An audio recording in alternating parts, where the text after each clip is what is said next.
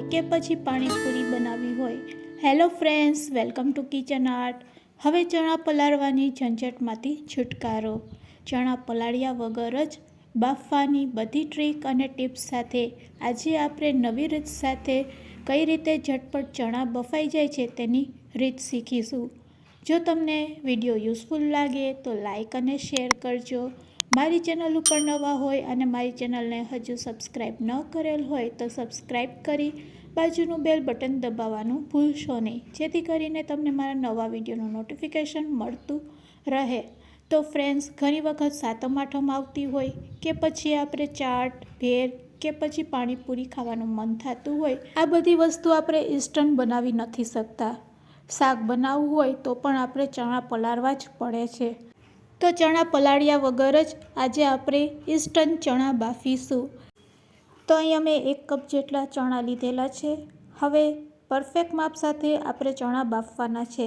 તેના માટે આપણે કુકર લેશું અને કુકરમાં પાણી એડ કરવાનું છે, પણ પાણી એકદમ પરફેક્ટ માપ સાથે તમારે લેવાનું છે। તો અહીંયા કુકરમાં આપણે 6 ડોયા જેટલું પાણી એડ કરશું। 1 કપ ચણાની સામે જો વાટકીનું માપ કહે તો 6 વાટકી જેટલું તમારે પાણી લેવાનું છે। તો અહીંયા મેં 6 ડોયા જેટલું પાણી લઈ લીધું છે। બસ હવે આપણે ગેસ તરફ જાશું અને આ પાણીને આપણે પહેલાં ગરમ કરી લેવાનું છે। પાણી ગરમ થઈ જાય એટલે તેમાંથી આપણે 1 ડોયા જેટલું પાણી છે તે કાઢી લેશું। તો ફ્રેન્ડ્સ, પાણી ગરમ થઈ ગયું છે। 1 ડોયા જેટલું પાણી લઈ અને આપણે જે ચણા છે તેને આપણે મોટા વાસણમાં લઈ લેશું। ગરમ પાણીથી આ ચણાને આપણે ધોવાના છે। આ રીતે કરવાથી કઠણ દાણા છે તે પોચા થઈ જાય છે, સોફ્ટ થઈ જાય છે। તો ફ્રેન્ડ્સ, આ પ્રોસેસ જ્યારે તમે ચણા ન પલાળેલા હોય ત્યારે ખાસ કરવાનું। ગરમ પાણી એડ કરવાથી ચણાના દાણા છે એ તરત જ સોફ્ટ થઈ જાય છે, જેના લીધે આપણે બાફતી વખતે પણ ખૂબ જ સહેલાઈથી તે બફાઈ જાય છે। તો બસ એક વખત આ રીતે કાચા ચણાને ખાસ ગરમ પાણીથી ધોઈ લેવાના, એટલે દાણા છે તે એકદમ સરસ સોફ્ટ થઈ જશે। તો ચણા આપણા ધોવાઈ ગયા છે। બસ અહીંયા આપણે ચણાને ધોઈ લેશું ત્યાં આપણું પાણી પણ સરસ કુકરમાં ગરમ થઈ ગયું હશે। ચણા ધોયા પછી તરત જ ગરમ પાણીમાં આપણે ચણાને એડ કરી દેવાના છે। તો પાણી ગરમ થઈ ગયું છે કુકરમાં। હવે આપણે ચણા લેશું અને ધોયેલા ચણાને આપણે ગરમ પાણીમાં એડ કરી દઈશું। પાણીમાં એડ કર્યા પછી તરત જ આપણે કુકરનું ઢાંકણું છે તે બંધ કરી દેવાનું છે। હવે તમારે કુકરનું ઢાંકણું બંધ કર્યા પછી શું ધ્યાન રાખવાનું છે, તો કે ગેસની ફ્લેમ હાઈ રાખી અને કુકરમાં પ્રેશર ભરાય એટલે તરત જ ગેસ બંધ કરી દેવાનો છે। તો ફ્રેન્ડ્સ, અહીંયા કુકરમાં પ્રેશર ભરાઈ ગયું છે। બસ આ સમયે આપણે ગેસની ફ્લેમ છે તે બંધ કરી દઈશું। આ રીતે કરવાથી શું ફાયદો છે હું તમને આગળ જણાવું છું। આ વિડીયો તમે ક્યાંથી જોઈ રહ્યા છો તે મને કમેન્ટ્સમાં જરૂરથી કહેજો અને વિડીયો થોડોક પણ યુઝફુલ લાગતો હોય તો એક લાઈક જરૂરથી આપજો। હવે કુકરમાં બધું પ્રેશર છે તે એક વખત આપણે કાઢી લેશું અને કુકરનું ઢાંકણું છે ખોલી લેશું। આ રીતે કરવાથી તમે જે રીતે ચણા પલાળો છો તે રીતે ચણા છે તે તમારા પલળી જશે। બસ હવે આપણે ચણાને બાફવાના જ છે। તો બાફવા માટે આપણે શું કરવાનું છે, તો આ પ્રોસેસ હતી કે તમે ચણા ન પલાળેલા હોય તો આ રીતે તમે ચણાને ઝટપટ ગરમ પાણીમાં પલાળી શકો છો।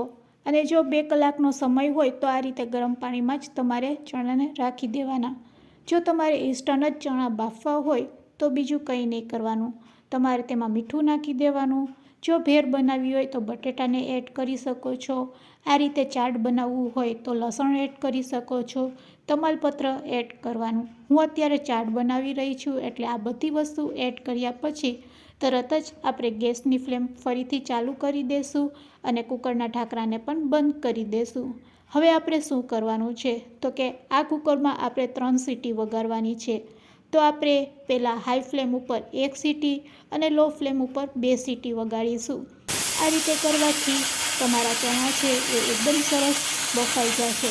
પલાળવાની ઝંઝટ વગર ખૂબ જ સહેલાઈથી ચણા છે તે બફાઈ જશે। તો અહીંયા આપણા ચણા છે 3 સીટીમાં જ બફાઈ ગયા છે। હું તમને દેખાડવાનો પ્રયત્ન કરું છું। ચણાને હાથેથી દબાવીશ એટલે તમને ખ્યાલ આવી જશે કે ખરેખર 3 સીટીમાં ચણા છે તે બફાઈ ગયા છે। આ બફાયેલા ચણામાંથી તમે ચણા બટેટાનું શાક બનાવી શકો છો, ભેળ બનાવી શકો છો, ચાટ બનાવી શકો છો અને પાણીપુરી પણ બનાવી શકો છો. તો ચાલો હું તમને ચાટ બનાવીને શીખવાડું છું. તો બાફેલા ચણામાંથી ચાટ કઈ રીતે બનાવશો કે આ ચાટ એકદમ ટેસ્ટી લાગશે. તો ફ્રેન્ડ્સ, પહેલાં બધા મસાલા આપણે એડ કરી દેવાના છે. લાલ મરચું પાવડર, ચાટ મસાલો અને મીઠું, અને બટેટા સાથે આ રીતે તેને મિક્સ કરી લેશું. ચણા અને બટેટા સાથે જો મસાલો સરસ મિક્સ થઈ જશે એટલે એનો સ્વાદ છે તે 4 ગણો વધી જાય છે. અને પછી બસ સમારેલી ડુંગળી, સમારેલી કાકડી અને સમારેલું ટમેટું તેમાં એડ કરી દેવાનું છે. આ સિઝનમાં કાચી કેરી પણ આવે છે તો તમે તે પણ એડ કરી શકો છો. એકદમ સરસ બધી વસ્તુ એડ કર્યા પછી થોડી કોથમરી એડ કરી દેવાની છે અને બસ ઉપરથી થોડુંક આપણે ચવાણું એડ કરશું. તો ઘરમાં રહેલી સામગ્રીમાંથી અહીંયા આપણું ચાટ છે તે તૈયાર થઈ જશે. એક વખત હાથેથી મિક્સ કરી લેશું અને ઉપરથી લીંબુનો રસ એડ કરીશું.